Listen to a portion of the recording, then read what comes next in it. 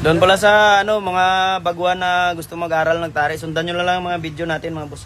Full video yung gagawin natin mga boss. Ituturo natin yung paano magsapin, paano maglapat ng leader bolts, maglagay ng kalang.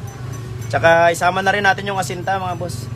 Yung sapin natin walang putol to mga boss, buo to. Yung sapin na yung manipis lang. Kahit di nyo naman putulan to mga boss.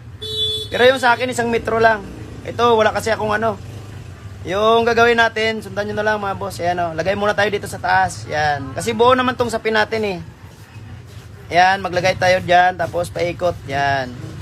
1, 2, 3, 4, 5. Ayan mga idol, hilot. Yung tari natin na gagamitin mga boss, high point. Kaya kailangan taasan natin yung dito sa taas.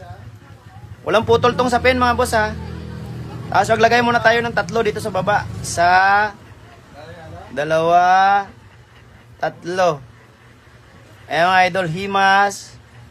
Sa paglagay ng leader mga boss, para di kayo malito, sundan nyo na lang lagi itong tinuturo ko mga idol. Itong kanal ng kaliskis na to mga boss, yan.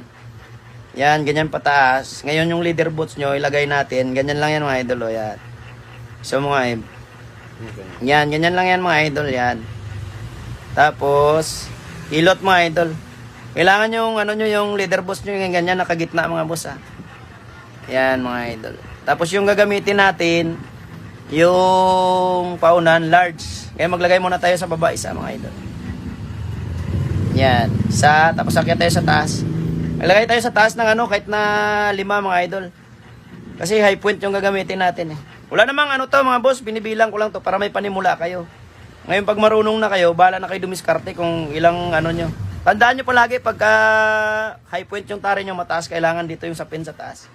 Kahit mataas lang siya ng 3 o 4, tapos dito, kailangan mga 3 lang. Dito 5. 2, 3, 4, 5. Gawin na natin 6 sa taas mga idol. Yan. 6. Tapos lipat tayo sa baba mga idol. Isa pa lang yun, di ba? 2, 3, 4. Yan mga idol, 6 sa taas. Tapos 4 dito sa baba mga idol. Tapos sa paglagay ng mga idol ng kalang, ito yung gamit natin ngayon na kalang mga idol. Large to. Large.